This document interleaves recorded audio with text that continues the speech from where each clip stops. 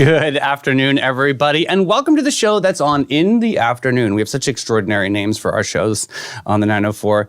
But we have a really, really exceptional guest in studio. We have Miss Gayle Phillips from the Lincolnville Museum and Cultural Center. They've got some new exhibits and a really exciting new trolley stop that's going to happen right around the museum. So that's going to get some great foot traffic. We're going to get into all the latest and greatest with Miss Gayle momentarily. But before we get into that interview, we're going to shout out some people that make this show possible, like Bozard Ford Lincoln. They've kicked off their 75th year serving St. Augustine and Northeast Florida. For 3 generations, their team and dealership have grown to meet the needs of this great community. The Bozard campus and the I-95 State Road 16 exit has incredible inventory from Ford and Lincoln, along with a great selection of pre-owned vehicles of all makes and models in the area. Their state-of-the-art service departments, quick lane for express service and parts and accessory shops that take care of all your needs during the time you own your vehicle. And no visit to Bozard is complete without a stop at Ford's Garage to enjoy one of their signature burgers. At least get a 904 Now burger to go. From delivery of your new car from delivery of your new car in your own driveway to mobile service of fleet of company vehicles or anything in between, the team at Bozard Ford Lincoln is ready to meet your needs in a way that is designed exclusively for you. Come let their family take care of your family. Bozard Ford Lincoln, they are driven to inspire. Speaking about inspiring, our friends over at the Bailey Group is St. Augustine's heart. The Bailey Group plays its part. A cherished institution, a gem from the start. Mark, as president, took the reins, a trusted relay, transformed an agency into a force of St. Augustine display.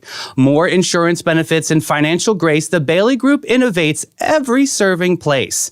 Personalized service with a local touch, their commitment shines. It means so much. They're the largest in Northeast Florida, a well-earned claim. They're not slowing down because they're rising to fame. Beyond benefits to families, they extend health and finance across the state. They defend a health promotion team, a tale to unfold, creating wellness stories, turning silver to gold. Feeling inspired yet full of zest? We'll give them a call, 904-461-1800. Put their expertise to the test. And of course, our friends at Amara Med Spa. Ready for a fabulous retreat and a beauty feat? Amara Med Spa will fierce meet sweet. Pampering extravaganza, a menu to adore, hydrofacials, Botox galore. They've got dermal fillers, laser enhancement, picture perfect like beauty enhancement. High-tech paradise, gadgets in flight, top-tier care, results pure and bright. Experts so friendly, crafting your plan, Amara's touch is your beauty span. Chill vibes where relaxation takes flight, float on clouds like pure delight. Check them out today, theamaramedspa.com. Go on their Instagram for latest specials and opening appointments. Go see my buddy Tracy over there. She's an amazing lady. All right, folks. Without further ado, welcome into the show, the great Gayle Phillips, Executive Director of Lincolnville Museum and Cultural Center. Miss Gayle, welcome. Thank you. I missed you. I haven't seen you in quite some time, so it's been nice to have you back in studio, and you've got some exciting things happening over at the Lincolnville Museum, right? Yeah, a lot of things going on. It's like a come together moment almost. Cool. It's like we've last week we had a really nice celebration with Old Town Trolley and Suburban Propane, which are new community partners for a trolley stop. That is the biggest thing I think that we have, because I think will be a game changer for the museum. It's quite significant, right? Absolutely. And it took some time to be able to get to designate this spot, to really bring in tourism and bring in some foot traffic into the museum. Can you talk about when is that going to start? I wish I had an exact date to tell you, Davey, but I don't. I think it will be very soon. Mm-hmm. Could be in the next 48 hours. They're just a few steps away from getting it up and running. We're all ready to go. We helped with rewriting a part of the script for the Lincolnville Historic District. The trolley people are ready to go. We're just waiting on word for the city that, it's, I was going to ask you, did you have to change some of your resources? Because if you're going to a trolley full of people, you're getting hundreds more. It'll be an intense operation. How did you have to change some of your services? Well, what we've done is we've hired another part-time person that we bought in actually a couple of months ago that's going to work weekends primarily. She actually was an intern with us a few years ago, so she's familiar with the kind of work and, committed to the mission that way. But she is going to be working. She does work the front desk and does group tours and stuff, all of that. And we'll be bringing in a second person to partner with her on weekends. Of course, we also have volunteers that come in and work. So there's never, just one person there alone. And of course, the rest of our staff, our small staff, is also there during the week days to back up if necessary. Right. And our board members, some of them still come in if we need extra docents and stuff. Can you talk a little bit about your professional journey and how you got here? Was this something that you've always dreamed of, to be, kind of a curator of this incredible museum? Absolutely not. Really? I walked into the Lincolnville Museum one day. Actually, I was kind of like, coerced into going with my husband, who is now the chairperson of the board. At that point, he had just volunteered, and was looking at becoming a board member. He wasn't even on the board yet. And so he goes, you should come and go to this meeting. So we went to a series of meetings, and we ended up at the Lincolnville Museum. And I walked in and I looked around, literally, at the content, but also at the place. And I was like, wow, this place needs help. Yeah. What can I do? And I said it out loud. And I always tell people, it's just like, God heard me, the universe came to my 100%. Aid. And I couldn't have done this because I don't have a background in curation and, this history or anything. I've just kind of like, it's pure passion that's driven me. That's awesome. And I mean, the Lincolnville has such a rich history within our community. I mean, I'm thinking of Buckingham Smith. I'm thinking of incredible people that have touched this community. Was there anybody specific in history that you were inspired by? I think you mentioned Buckingham Smith, and that's an interesting story because I walked in, and as I was looking through the museum, and this might have been maybe not the first time there, but there was this storyboard about Buckingham Smith. Mm-hmm. And I was going like, wow, why is this such prominent story in this Black History Museum about, this white man who was a slaveholder? Mm-hmm. And so one of the board members said, well, he done a lot of stuff for the community, and it's there because of that. So as I read through it, it's like the Buckingham Smith Foundation was the first benevolent association in the state of Florida, first nonprofit. And he was inspired by this man whose given name was Satiki, that they changed his name to Jack Smith. Oh. And so, he says, oh, well, there's a book about it and da-da-da. So, he ended up bringing in a book by Pat Griffin, who had done some research based on a manuscript that was found in Buckingham Smith's papers that was a part of the St. Augustine Historical Society. So she wrote this wonderful story. And so I had that book, and I was like, I had the book in one hand and my iPad in the other hand, just researching this man who it turns out that he was the last pure African in St. Augustine in the 1866 census. So we have an exhibit about him. And so Buckingham Smith was inspired by him to do things. And then when the people found his manuscript and his other papers, that he left a big bulk of his estate for the use by this man until he died. And also to the Black community that was a newly freed community of poor, Black people who were coming out of enslavement. How do you deal with, a lot of the topics are so dark. And, and when you receive that information, I'm sure you internalize them. But how do you put that, Gayle light onto this? By telling these stories or keeping their legacy alive. But is that something that weighs you down? I think what weighs me down more is people who try to maybe suppress telling those stories. I think the more I dig into history is so fascinating. Yeah. And I think when you can just tell the truth about it and say, oh, wow, I didn't know that. And to be able to learn something new. I've always been an inquisitive person my entire life. Even from when I was a kid, I asked a lot of questions, and people were like, shut up. I love it. Yes. You were that girl, class dismissed. I have one more question. Yeah. So, I was a journalist in earlier life. So, I did that until, I just I didn't like asking people personal questions. So as a journalist, you're kind of I didn't like that part of it, but I do like the inquisitive part of it and the finding out more. But the part that weighs me down is that, this happened, but you also look at the triumphs of how people overcame that. And I think that keeps you going to want to do more. Absolutely. Like the story of Fort Mose for me is it gave me such pride in living here and knowing that we were one of the first places to be able to have freedom for a lot of those people. Absolutely. Can you talk a little bit about this new exhibit coming up? Is it Women Who Made a Difference? Right. And it's an addition to an existing exhibit. Okay. So we're adding a new character by the name of Cora Tyson, Cool. who is not a new person to this community. She is all of 100 years old as of last June. Oh, bless her. And so we had her interview that we did a few years back with the Samuel Proctor Oral History Program, but it was just audio.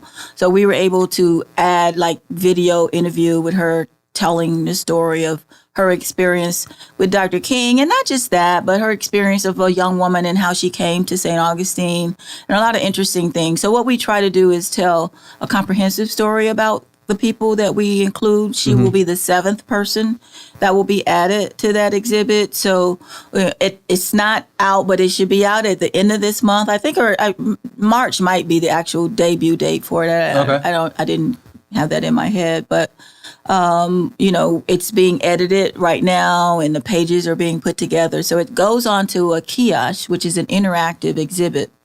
So we're able to tell a lot of stories on a little bit of real estate. It's a little more expensive up front, in terms of buying the kiosk, but we found that it is a very effective way of telling stories because people can read or listen to as much of it as they like. We hope to do another one later this year on the civil rights movement in St. Augustine, where we'll be able to include a lot of oral histories related to that. And part of Ms. Tyson's will probably be edited to go into that one as well. But what was her relationship with Dr. King?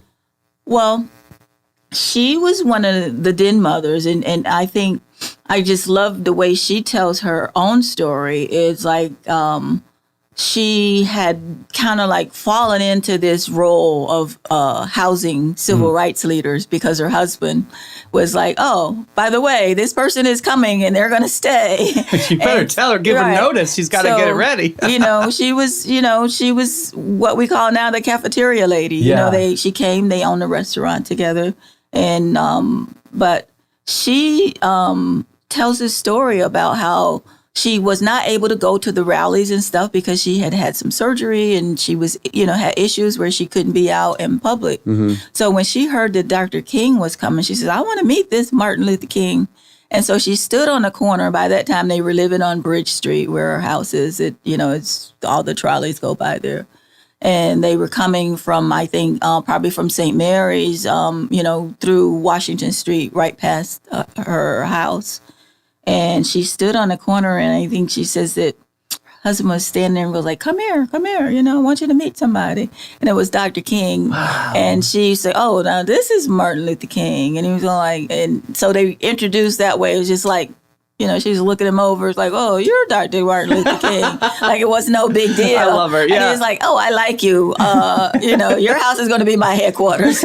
She sounds like a real cool spirit. So wow. She is. I love her. She's such a sweet lady. So this is a big year for the civil rights movement. It's a big anniversary. But what is it, 60? 60th, yes. Wow. So I know it's a little bit, because Juneteenth, I think, is when you're going to celebrate this. Right. But what is coming up? Can you spill the beans on it a little bit? Well, there are things all over, and we have a meeting coming up in another week where people are going to talk about some of the things that they're doing. But I think that what's more important is that a lot of organizations are coming together to tell the story in different ways, and so that we promote it as a citywide effort, as opposed to we're doing something over there, that group's doing something over there. So a unified front, kind of. Right. Okay. So from the Accord and Lincolnville Museum, Cultural Council, I think the Jewish Historical Society, a lot of different organizations are involved to help to tell the comprehensive story about what happened in the summer of 64. And then there'll be some other things. There'll be entertainment that will go on. There'll be lectures and a variety of types of programs. Now, I read up. There's a lot of really great exposure. Obviously, the new trolley stop is going to be a great touch for tourism coming in. But you got something coming up with USA Today, right? We do, and this is the last week to vote. David. Okay, tell us what's going on. We have, as of yesterday, we were in 5th place out of 20 for top 10 small town museums in America. Okay. Now, when I voted today, something new popped up. It says we're in the final days, so we can't tell you what the ranking is, but it will be announced on February 23rd, I think it is. Everybody needs to rally around this. Absolutely. So we can still vote for Lincolnville Museum as the best small town museum in America. And, of course, there's one other St. Augustine attraction that's there, and that is the Fountain of Youth, which is in the running for the best open-air museum as well. But the fact that we're in there, I think we're the only one in the state of Florida, really, that's I love there. it. So, we got to rally around this. Yes. We got to make this happen because that'll be great exposure for everybody to see. Would that ever open up for grant funding or anything like that? I think based on people that I've talked to, it doesn't necessarily make grant funding, grants are grants and you still have to prove your case. Yeah. And every grant is different, but it has some weight in the sense that you have a following, that you have recognition. Yeah. So it gives you a little more street cred. I like it. Speaking of street cred, how about Target Foundation? Target Foundation has also chosen us. That's not easy to get into. It's it just dropped out into our lap. Amazing. And we're like, wonderful, we'll take it. So that's my casino. I love a Target moment. Yeah. All right. So through March, you can still go, if you shop at Target, if you don't, go to Target, buy some bread, milk, whatever. Yeah. And we have until March 30th, I think it is, or 31st, that you can download the app. Okay. And you can choose Lincolnville as your charity of choice. I will do that. And the St. Augustine Target store. Okay. And then when you shop either online or in the store, that a percentage will be donated to the Lincolnville Museum. And I am jumping on board on this. Yeah. That's a good one. I am at Target pretty much 3 or 4 times a week. So yeah, I'm definitely going to be a good client for you on that one. What else is going up? Florida Black History Museum, possibility coming to St. Augustine. That's right. Can you tell us anything about that? You got any insight? I can tell you a little bit. I don't want to get into the weeds too much because I am on the task force for that museum. Oh, fantastic. So it's a 9-member task force that's appointed by the Speaker of the House, the President of the Senate, and the Governor for the state of Florida. So each one recommended 3 people, and I was among those people that were recommended. And so we have to listen to all of the presentations from all of the contenders. Mm-hmm. Right now, I think there are 12, maybe 11 or 12. And of course, St. Johns County is in the running for that. We do have a set of criteria that we're looking at that, we'll send them all through that, I think this would be epic. I just had to put my opinion out there. I just think it would be an amazing moment for St. Johns County to be able to have this museum just as a hub and kind of connecting other. And I can just see it just being a great synergy for Black history within our community. Absolutely. St. Augustine has the oldest Black history on record in the whole country. And I have been pushing this story out since I got involved with the Lincolnville Museum. And now we're getting a lot of traction with it where everybody is telling that story.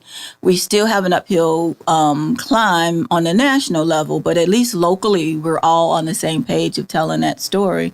And I think that because St. Augustine has a lot of Spanish roots to its history, including its Black history, that on a national level, I've had this conversation with, National Park Ranger. I was at Fort Monroe where supposedly the first Black people jumped over and, escaped slavery. And I raised my hand. I'm like, excuse me, but that's really not the oldest history. I'm from Florida, and where our history goes back to 1500s. Yeah. Black people were there. Right. And they said to me, yeah, we know, but this is the English version. Oh, so, my goodness. Here we go. American history is still steeped in that, English crown version of history. Right. But the Spanish history and the French history and all the other Portuguese people that came and people free and enslaved with them. Not every Black that came with them was an enslaved person. Wow. So we want to make sure that those stories get told in a very comprehensive and broad way. And now people are really like helping to push that story out there. I love that. I think it's going to be amazing. So going back to the museum, I think you've got some great exhibitions coming up. But do you have any like promotions or special offers for locals? We do. As a matter of fact, we have 2 more evening hours in the month of February. Nice. And what we're doing, we kicked it off last Friday during Art Walk, but we'll do 2 Thursdays, the 15th and the 22nd, I believe it is, whatever those next 2 Thursdays are. 15th and 22nd. I got it. Okay, Yep. thank you. But we'll be open in the evening, like museum after hours, and you can come in for a flat rate of $5. Hey, that's great. And, just browse the museum. We'll be open for a couple of hours. We have beverage service available. I love that. Thank So you. it's Yes, like you know how our town works. Right, We need a little like something. happy hour at the museum. That's a fun spot. yeah. That'd be great. Oh, good stuff happening at Lincolnville Museum and Cultural Center. What's the one thing that just makes your heart beam every time you walk into the museum? I think the transition of where we started, that it was always a good museum, but now I think when I walk in, it feels like a really, world-class museum. Although we've done it on bare bones budget, we have not had, great funds. We've had to write a lot of grants. We still write a lot of grants to get things done. We don't have the manpower in terms of the staffing. Hopefully, one day that will change where we'll have more people to do the work. And we have another project that's still underway. The second part of our Florida Department of State preservation grant is still underway. And so once we get all of the structural things done, we will be able to really do more evening programming because people love coming out at night. I remember the first time the lights were on at night at the Lincolnville Museum, and people say, "Oh, it's so good to see the lights on in Lincolnville." Yeah, And I looked back last night as I was over at St. Paul across the street for a meeting, and I looked back. I'm going, it really does look good. You have this big, impressive building that's there in the middle of this small enclave that really looks the same way in terms of the structure as it did 100 years ago. So we're coming up on the 100th anniversary of the Excelsior building. So part of what we're doing is restoring the roof and, some other things. We have some other technical things that weren't there 100 years ago that really need to be improved. But the look from the front will be very similar, with the exception of we're not taking the bars off the window, but we will restore a barrel tile roof structure.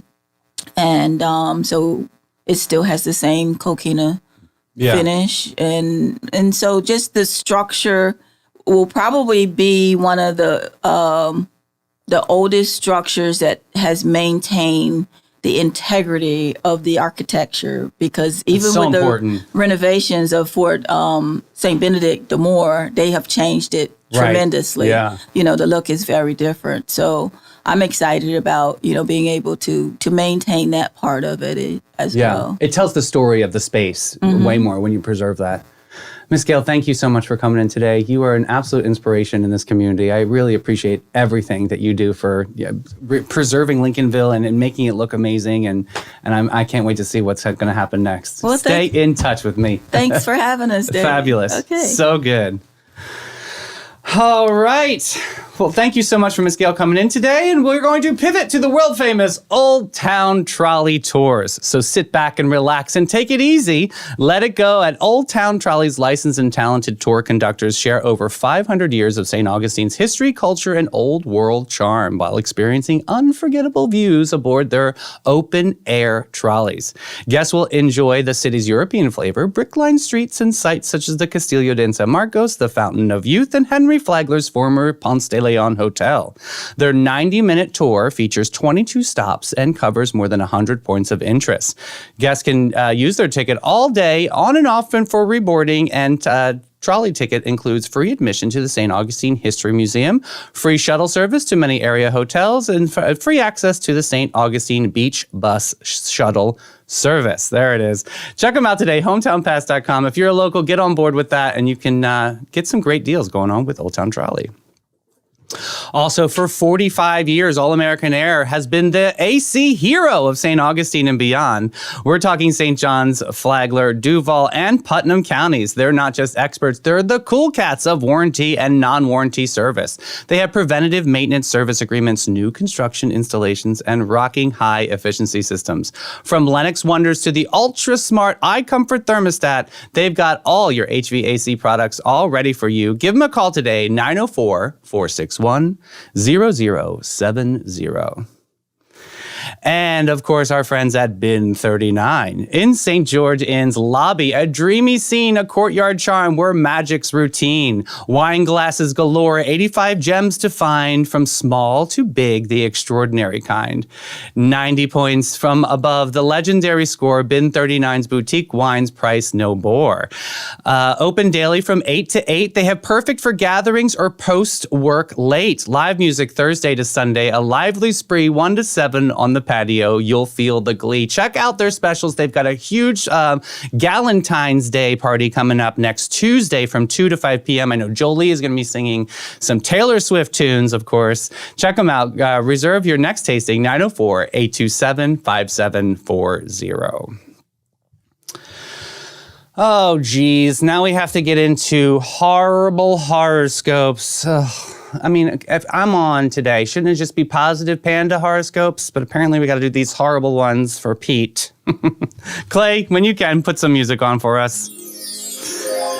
We've got Cancer, Leo, and Virgo on deck.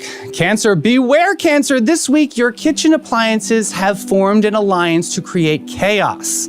Expect rebellious toasters and defiant blenders. It's a culinary uprising. Be careful. Unplug everything. That's all. Next up, Leo. Attention, Leo. Your dramatic flair may backfire this week, or as your shadow demands a spotlight. Beware of attention-seeking socks. They might steal the limelight. Ooh, geez. Next up, Virgo. Brace yourself. Your meticulous planning is under attack.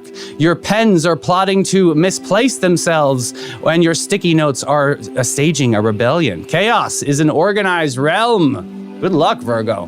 Ooh. Might need to do some lucky dances or something.